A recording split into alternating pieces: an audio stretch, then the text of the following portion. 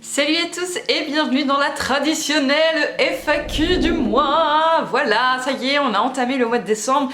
J'espère que vous avez prévu un bon transit quand même parce que ça y est, normalement vous êtes censé avoir commencé, si vous êtes comme ma fille, votre calendrier de l'Avent. Personnellement, moi j'ai pas changé mes habitudes et mes goûts pour autant, je n'aime toujours pas le chocolat donc c'est pas moi qui vais avoir la bonne crise de foie. Et en parlant de calendrier de l'Avent, je ne sais pas si vous aviez fait attention mais l'an dernier je vous avais proposé de vous en faire un sur YouTube, à savoir que je vous avais fait une vidéo par jour jusqu'au 25 et même plus puisqu'en réalité je vous en ai fait une jusqu'au 31 décembre. Cette année malheureusement je peux pas vous le reproposer tout simplement parce que question organisation j'ai été une vraie merde. J'y ai pensé hein, je peux pas dire que je n'y ai pas pensé. Mais j'ai pas réussi. Par contre, restez connectés, abonnez-vous à la chaîne pour ne pas louper. Je vous ai prévu une petite surprise quand même lors de votre première semaine de vacances scolaires, à savoir du 18 au 26 si je dis pas de bêtises. Et vous allez avoir quand même une vidéo par jour, mais sur un thème bien précis que vous êtes énormément à me réclamer. Donc voilà, je vous en dis pas plus, je garde la surprise, mais restez connectés.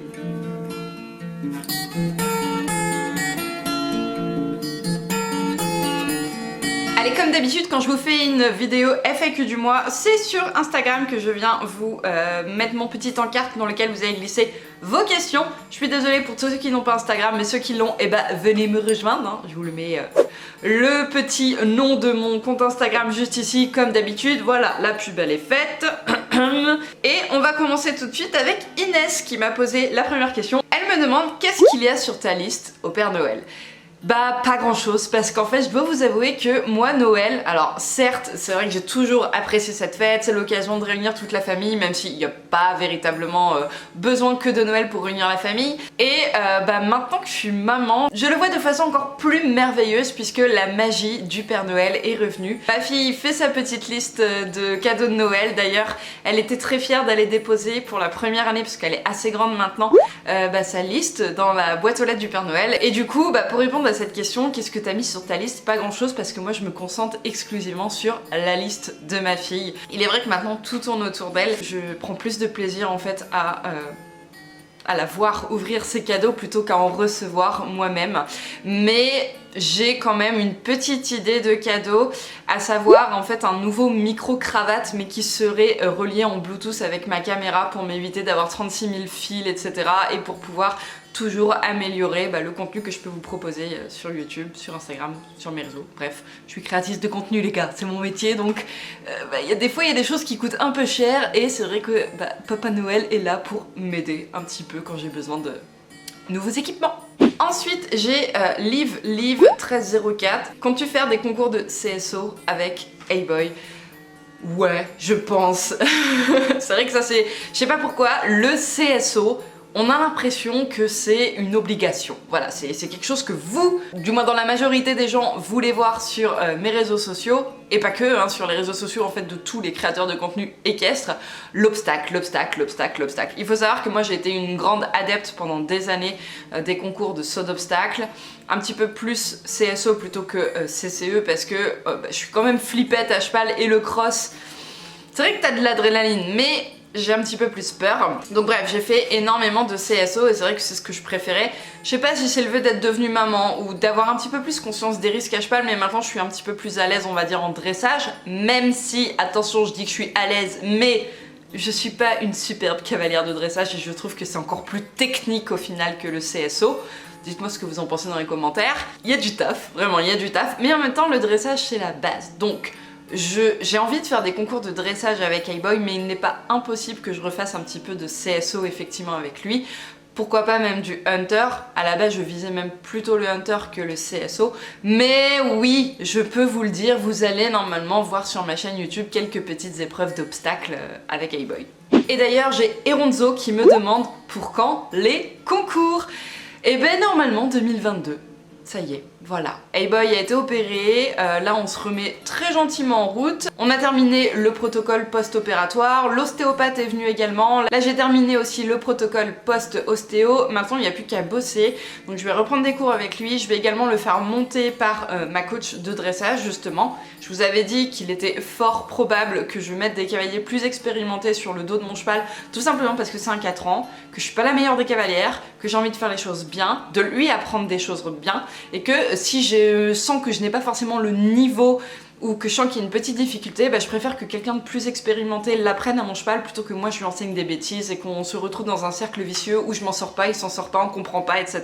Et de ce fait, peut-être pas à la fin de l'année là, c'est pour ça que je dis plus 2022, mais peut-être très tôt, peut-être en janvier, je sais pas, on va effectivement normalement sortir sur nos premières épreuves, peut-être dressage, peut-être obstacle, je sais pas, on va voir, mais ça va arriver. Ensuite, j'ai Noon 42100 qui me demande bientôt un poney cheval pour Jean. Non. Bientôt, non. Est-ce que ça arrivera un jour? J'en sais rien. Toujours est-il que j'ai 3 chevaux. Si Jean a envie de monter un de mes chevaux, il le peut. Jean est également cavalier dans un centre équestre, donc il a également un poney qui lui est attribué et il prend des cours tous les jeudis. Pour l'instant, il ressent pas le besoin en fait d'acheter son propre cheval. Financièrement, les gars, on va pas lui remettre un cheval en plus à gérer. Déjà, il aura pas le temps non plus parce que c'est vrai que Jean, il passe quand même pas mal de son temps libre à m'aider à faire des vidéos, des photos, des trucs comme ça. Mais il est aussi papa, comme moi. Moi je suis pas papa mais je suis maman, enfin bref vous avez compris. Et il a son 35 heures aussi, il travaille à côté, il a un autre boulot et du coup je pense pas qu'il aurait le temps pour avoir son propre cheval. Et qu'au final je me retrouve à devoir m'en occuper moi-même, je vois pas l'intérêt. Au même titre, Lilou Albo me demande si je vais acheter un Shetland pour Lana. Et non plus, voilà, j'en ai 3, c'est déjà pas mal de boulot. Lana, si elle veut monter à poney, d'ici quelques temps elle pourra monter Haribo. Pour l'instant elle est trop petite pour le monter toute seule, mais elle l'a déjà monté et puis on la tient. Si elle veut monter à Shetland, elle a les Shetland qu'on lui met à disposition lorsqu'elle prend des cours de baby poney. Et ça s'arrête là. Voilà, encore une fois, pour les mêmes raisons que pour Jeannette, on n'a pas le temps, on n'a pas les finances, tout est bien comme ça. On va pas chambouler les plans les gars. Ensuite j'ai Akami qui me demande avez-vous un autre projet bébé et comment arrives-tu à gérer ta vie de proprio avec ta vie de maman? Alors, je vais en profiter pour faire un petit aparté. Alors moi personnellement ça ne me touche pas, du moins pas pour l'instant. Mais sachez que c'est une question qui peut être assez délicate dans le sens où, imaginez qu'en fait on essaye depuis quelques temps d'avoir un deuxième mais qu'on n'y arrive pas, ça pourrait un petit peu nous affecter. Je ne te jette pas la pierre, absolument pas, je sais que ça part pas forcément d'une mauvaise intention, bien au contraire, hein. Mais voilà, il faut savoir que vous savez pas ce qui se passe dans la vie des gens et peut-être qu'il y a des personnes qui sont stériles ou qui passent par la PMA, etc. pour avoir des enfants, ou peut-être que tout simplement il y a des gens qui n'en veulent pas et dans ces cas-là, ils se sentent un petit peu agressés parce qu'on a l'impression qu'avoir des enfants c'est dans la norme. Et y a-t-il vraiment une norme? Au final c'est un choix personnel. Pour répondre à ta question, on aura très certainement un deuxième enfant, mais c'est pas prévu maintenant, tout simplement parce qu'on est très heureux comme ça tous les trois avec notre fille, que moi j'ai envie de profiter aussi un petit peu de mes chevaux, de monter à cheval, etc. Et si on refait un bébé, ça veut dire que hop, je repasse à pied, et toute une réorganisation à faire, etc. Et pour l'instant on se sent pas prêt. Comment est-ce que j'arrive à gérer ma vie de propriétaire et de maman? J'ai la chance moi d'être à mon compte et d'être créatrice de contenu équestre sur les réseaux, donc du coup en fait quand je m'occupe de mes chevaux, je travaille en même temps. Ça c'est génial, franchement j'ai le plus beau métier du monde mais j'arrête pas de vous le dire. De ce fait, moi je vais m'occuper de mes chevaux sur mon temps de travail et sur mon temps de travail ma fille est gardée. Voilà, elle a des horaires chez la nourrice. Quand elle ira à l'école, je le ferai sur le temps où elle sera à l'école. Et quand j'ai des déplacements, des choses comme ça en week-end, alors soit c'est des événements sur lesquels je juge que je peux l'emmener, comme par exemple lorsqu'on a été aux Equidays parce qu'il y avait énormément d'animations pour les enfants, qu'il n'y avait pas trop de choses organisées qui allaient empiéter un peu sur son moral, sa fatigue, son énergie, sa patience, etc.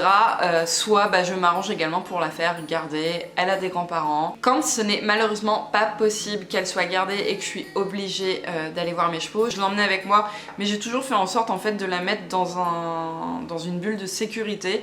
Essayer de rendre la chose la plus confortable autant pour moi à gérer les chevaux que elle, ne pas la mettre en danger, etc. Ensuite j'ai Ito LPZ, alors là je sais pas comment ça se prononce. Vas-tu commencer à sauter avec A-Boy? Et en fait ce que vous savez pas, parce que je n'ai pas mis sur Insta, je l'ai pas mis sur YouTube, j'ai mis nulle part, c'est que j'ai déjà sauté 2 fois avec A-Boy. Une première fois où on a passé un petit croisillon isolé dans la carrière, voilà, pour son premier saut monté. Et une deuxième fois où on avait fait un petit enchaînement de 2 obstacles. Mais je pense véritablement que le jour où je voudrais commencer à bien sauter avec lui, ce sera sur un cours que j'irai prendre avec un moniteur pas toute seule dans la carrière, j'ai pas envie de faire de bêtises, surtout que voilà, comme je disais, moi je suis une flippette et j'ai pas envie en fait qu'il sente ma crainte ou que je fasse n'importe quoi avec lui, donc ça va très vite arriver je pense, parce que j'ai un petit peu envie de sauter en ce moment avec lui, donc je vous filmerai ça, c'est promis. Ensuite j'ai Noah qui m'a demandé ton concours de rêve et également le cavalier avec qui tu rêverais de faire un stage. Le concours de rêve que j'aimerais bien faire, c'est un concours dans un salon en fait, dans un salon du cheval. J'aurais adoré faire le salon du cheval de Paris ou même Équitalion, mais c'est très loin de chez moi, j'ai 5 heures de route. C'est ça mon concours de rêve. Et du coup, avec quel cavalier j'aimerais faire un stage? J'adorerais, mais vous le savez déjà, faire un stage avec Anne Galberto, c'était prévu, mais le confinement a fait que voilà. Puis on n'en a pas reparlé là depuis. Mais bref, elle a repris aussi sa tournée de spectacle, c'est un petit peu plus compliqué pour elle. Pareillement, j'adorerais aussi avec Alizé Froment, qui est une très bonne cavalière de dressage, mais également de spectacle. Voilà avec qui j'aimerais faire un stage. Pas un cavalier de CSO, pas un cavalier de complet, non, moi c'est plus la relation, la beauté, le dressage, voilà, c'est plus par ça que je suis attirée. J'ai Marius qui me demande si une nouvelle gamme ou collection est prévue pour ma boutique. J'avais normalement prévu de sortir des blousons pour cet hiver, malheureusement ça ne s'est pas fait, voilà, je me suis pas assez penchée dessus. C'est pas grave, par contre je vais vous poser la question si jamais vous souhaitez un article en particulier, quelque chose qui vous ferait envie. N'hésitez pas à me le glisser en suggestion, en commentaire, que je puisse me pencher sur le sujet, travailler tout ça, chercher les fournisseurs, etc. Et d'ailleurs j'en profite pour vous faire ma petite pub également, puisque tous les articles de la gamme Rêve Compulsif sont disponibles sur ma boutique en ligne. Le lien se trouve en barre d'informations, allez-y, il y a les livres, il y a les polos, il y a les sacs de pansage, il y a également les tapis, les chaussettes, enfin plein de trucs en collaboration aussi avec d'autres marques, donc n'hésitez pas à aller regarder ça. J'ai également l'agenda scolaire qu'on a sorti en collaboration avec Axel de Un Quart de Cavalière, qu'on a passé à moins 50% histoire de liquider les stocks, parce qu'il vous en reste quand même pas mal sur les bras, on avait prévu énormément et au final vous étiez pas tant que ça à les commander, je crois qu'on a dû en vendre 500, alors c'est quand même énorme, merci à vous. Quand vous les a mis à moins 50%, n'hésitez pas également à les commander, parce que franchement, même niveau écologie pour la planète, ça m'embêterait vraiment de devoir tout jeter. Voilà. Avant-dernière question, Mama299703 me demande: est-ce que tu penses faire des vidéos avec d'autres youtubeurs bientôt? Oui, c'est prévu, puisque vous savez que j'ai deux catégories de vidéos en collaboration avec des personnalités, des réseaux sociaux, à savoir vos belles histoires, mais également tout dernièrement sorti Au Micro 2. Et j'ai deux personnes que j'ai contactées là pour les belles histoires, que je devrais pas tarder à aller voir. Et Au Micro 2 c'est pareil, normalement j'ai un tournage qui est prévu courant les vacances d'hiver. J'espère que je vais pouvoir y aller parce que j'ai quand même pas mal de route pour aller chez la personne. Mais oui, c'est prévu qu'il y en ait d'autres qui arrivent très prochainement. Et enfin, j'ai Lucille B0 qui me demande: tu fais beaucoup de choses aux écuries, pourquoi les gérants le font pas? Alors il faut savoir que les gérants le font, c'est juste qu'en fait tout travail mérite salaire, se paye, et il faut savoir que moi je ne paye pas du tout la même pension que là où j'étais avant, par exemple dans l'ancien centre équestre où était Nomade avant que j'ai Haribo, avant que j'ai Hey-Boy.